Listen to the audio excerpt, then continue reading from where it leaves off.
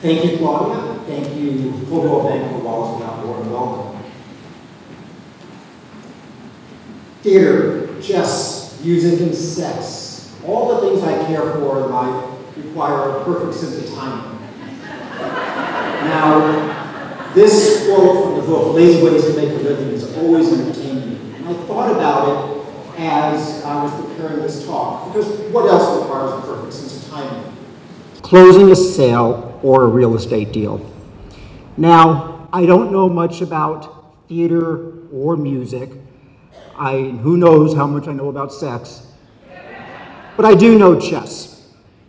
So before I talk to you about chess, how chess can be viewed as a metaphor for the real estate business, let me briefly give you my credentials and tell you how I've gotten into the game and what my business career has been.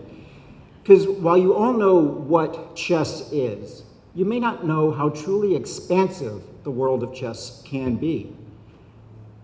I've played chess my whole life. I was taught at the age of 6 by my father during Bobby Fischer's run to the World Championship in the early 70s. Based on the US Chess Federation's rating system, I'm decidedly an average tournament player. I'm smack dab in the middle between a beginner and a grandmaster.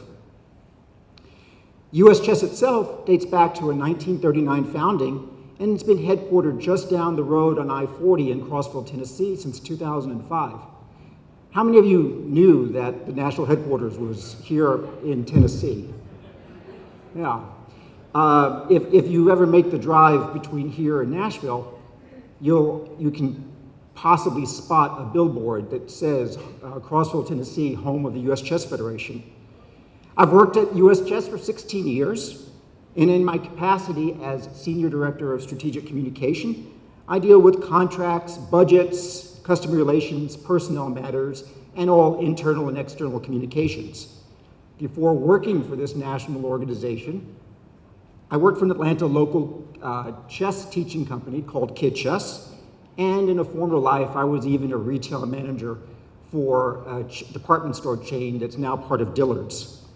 So throughout my adult life, I've always had this one foot in the chess world and one in the business world. What is chess?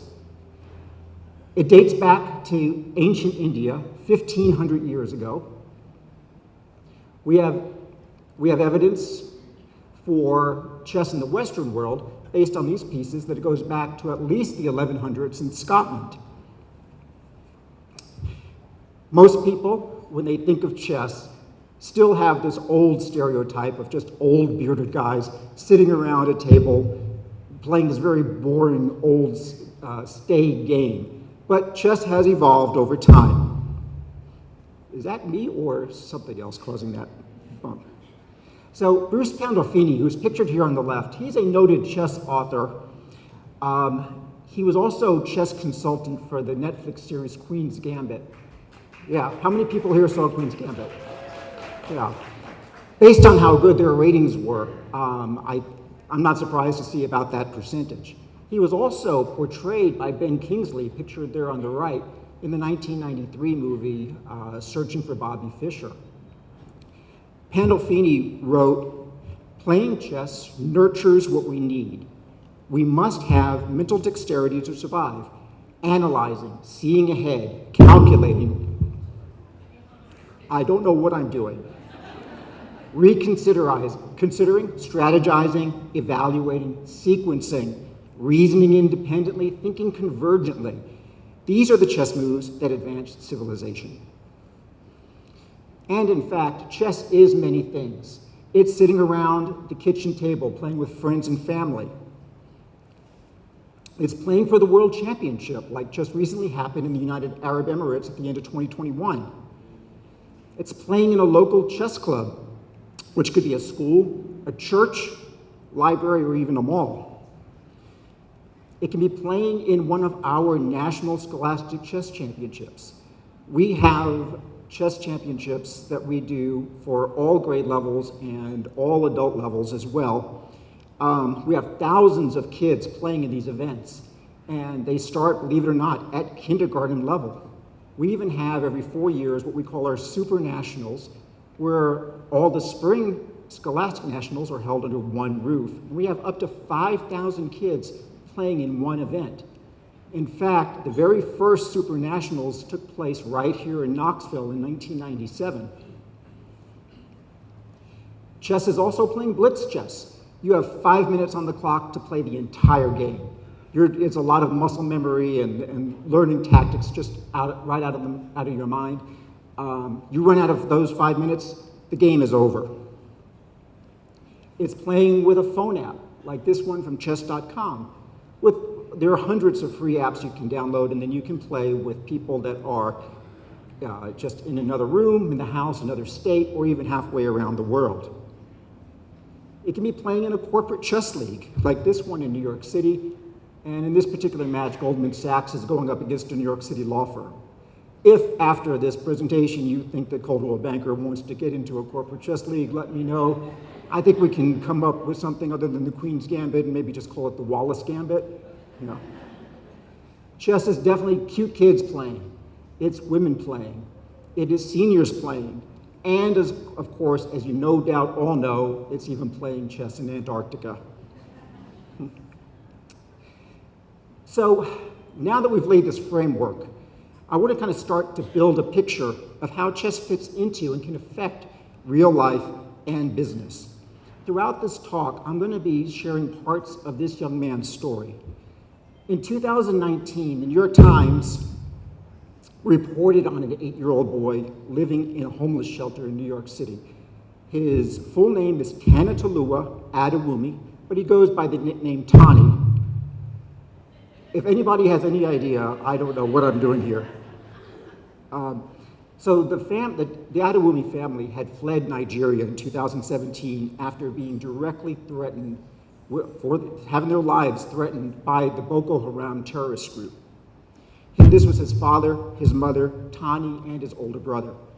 He started elementary school in New York City, where there was a chess club where he learned how to play chess. He played his first tournament a year later, and another year after that, he became the New York State third grade chess champion. This kind of rapid progress for such a young man was remarkable. And it certainly, the fact that he did it while also living in a homeless shelter just made this one of the few chess stories to truly go viral. A lot of mainstream media and celebrities picked up on it. Bill Clinton tweeted about it and invited the Adewumi family to come visit him at his offices in Harlem, which they did. And here is Tani visiting with the former president. Now I'm going to tell you more about Tani through this talk and in just a bit, but I want to get into the meat of this talk about chess and business. It's very common for us here in the chess world to hear from business people, wow, chess is a lot like what I do.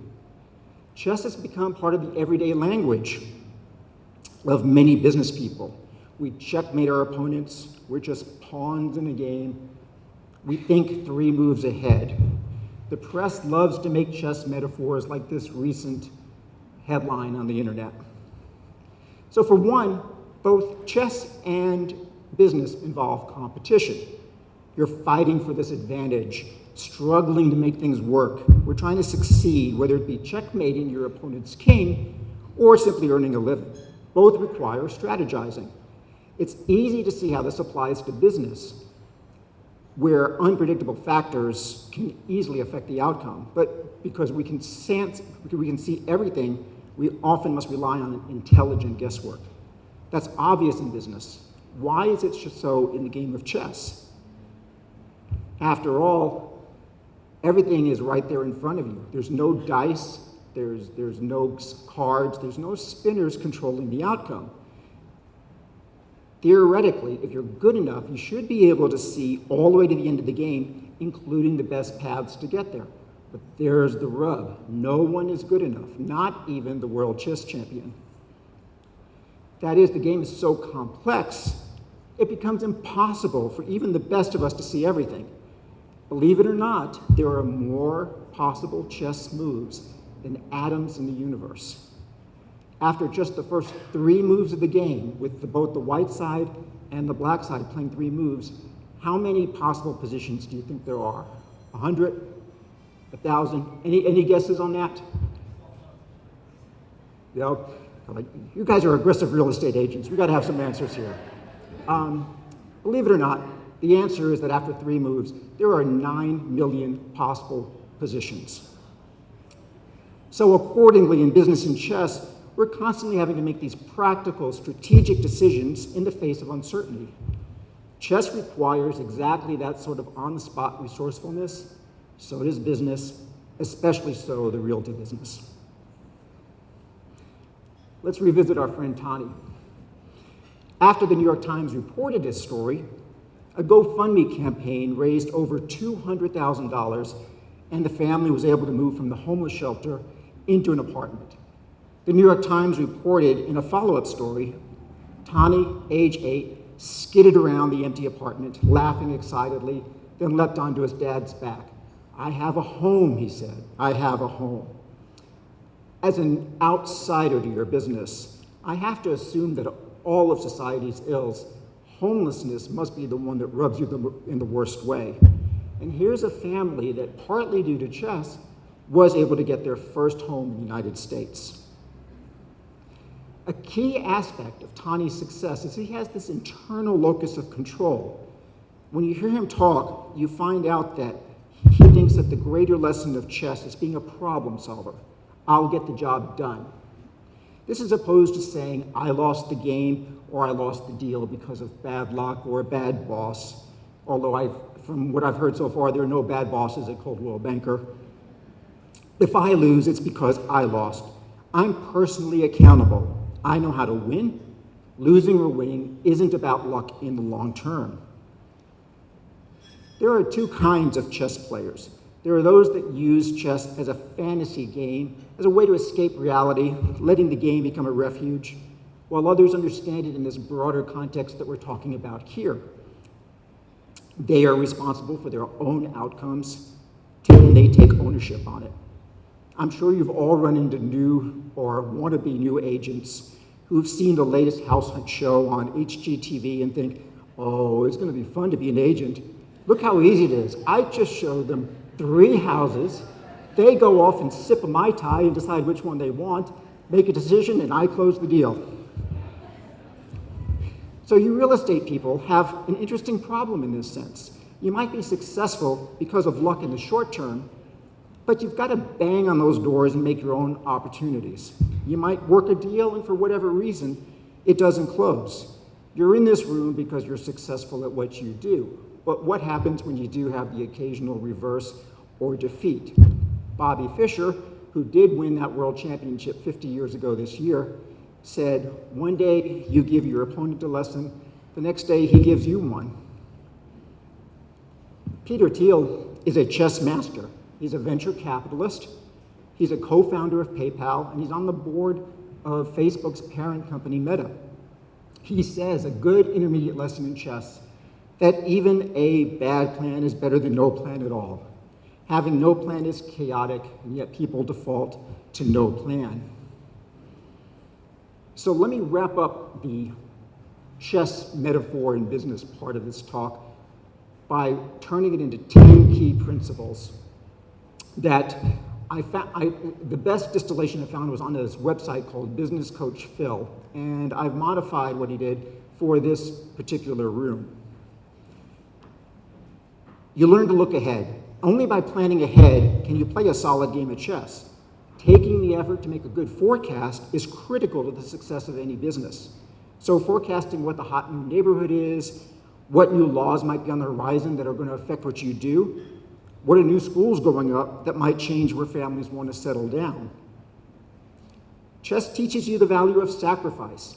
In chess, there are situations where you can sacrifice a strong piece in order to gain an advantage. This is similar to making investment decisions in business, where you spend on things like additional capacity with the belief that you can make a larger return later on. Chess develops your memory. To be able to look ahead, you must learn how to memorize a large number of potential moves. When you're dealing with a client, having answers and information easily recalled is going to give them confidence in you and your abilities. You learn the value of preparation.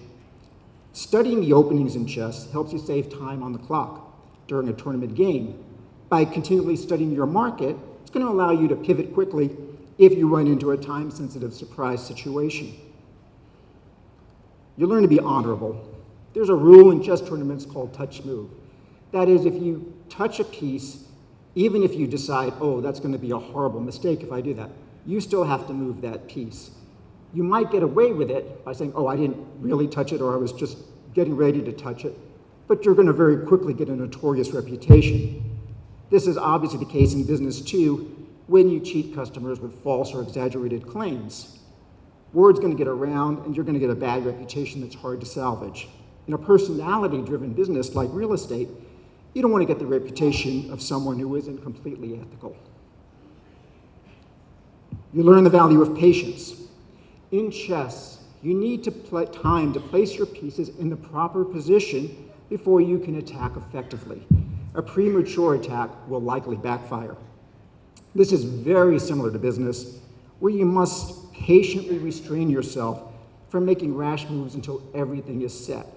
Do that market research before moving forward. You learn to anticipate your competitors' moves. When making a move in chess, you must also anticipate the probable responses from your opponent because they're trying to beat you. The idea of a thinking foe must be incorporated into the making of business plans. In the real world, competitors are going to react to your moves, so you must be prepared for that counterattack. You learn to think outside of the box. Chess has time-worn principles, and the expert player knows how to use creativity to come up with surprising tactics to defeat the enemy. Revisiting our friend Bobby Fischer again, at that 1972 World Championship, he was known for always opening with his king's pawn, but he opened against his opponent, Boris Spassky from the Soviet Union, with his queen's pawn. Sounds like a small matter, but believe it or not, in chess, that has a very profound effect on the strategy and the course of a game. As a realtor, it can be beneficial to come up with an innovative marketing campaign to prevail against your competitors. You learn to play by the rules. Chess has rules that must be followed or else you'll be forfeited. I'm not just talking about rules about how the knight moves or how the rook moves, but tournament rules as well. You have to be on time to your game. You have to write down the moves to your game. Real estate laws can be complex, and if violated, can lead to severe penalties. And finally, you acquire the discipline to focus your thinking for hours at a time. Chess demands these hours of total concentration in a tournament game, not in the blitz games I mentioned earlier. It's superb training for focusing your mind. You need this kind of focus when you're doing housing market research or studying for a licensing exam. Now, if you find these principles compelling and you want to read more about it by people who are much more eloquent than I am, these two books I can recommend. Every Move Must Have a Purpose, Strategies from Chess for Business and Life by the aforementioned Bruce Pandolfini, and also this book by former world champion Garry Kasparov, How Life Imitates Chess, Making the Right Moves from the Board to the Boardroom. If you're not a chess player and you think that, oh, this sounds like something I might want to look into, a couple of classic beginner's books are Logical Chess, Move by Irving Chernev, and Bobby Fischer Teaches Chess. If you prefer digital learning, there are hundreds of free apps and websites where you can learn how to play chess. I also looked it up. We, at the U.S. Chess Federation, we have 10 active affiliates here in the metropolitan Knoxville area. So there's places where you can go and meet other chess players, and you'll find friendly faces for people who are willing to help you learn how to play. U.S. Chess is a nonprofit, and our educational mission is to empower people, enrich lives, and enhance communities through chess. If you're willing to help support our programs, you can go to uschess.org, click on that donate button I've circled, and then you can donate to either our general fund or to specific programmatic areas such as women in chess. Believe it or not, only 14% of our U.S. Chess Federation's membership are women. We're working very hard to raise that up to at least 50%. And we also have an at-risk youth program. One of those former at-risk youth was Tani. I'm happy to say that he's no longer in that category. Let's bring his story up to date to February 2022. By the summer of last year, at the age of 10, Tani had earned the master's title from US Chess. I told you earlier that Peter Thiel is a master. This is not just a random term that we say, oh, Jimmy down the street plays chess, he must be a master.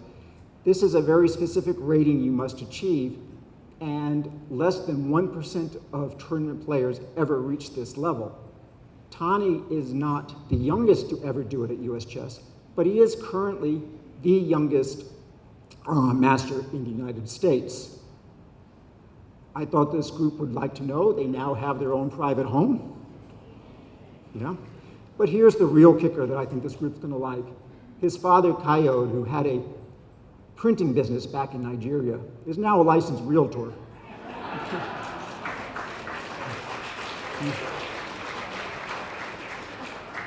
Now, I'm sorry to say it's with Remax and not Coldwell Banker, but if it had been Coldwell Banker, I would have had to end this talk with a mic drop, and none of you want to see this guy trying to pull off a mic drop. Thank you, Coldwell Banker Wallace, for your time and attention. Congratulations on a successful year in these extraordinary pandemic times. Thank you.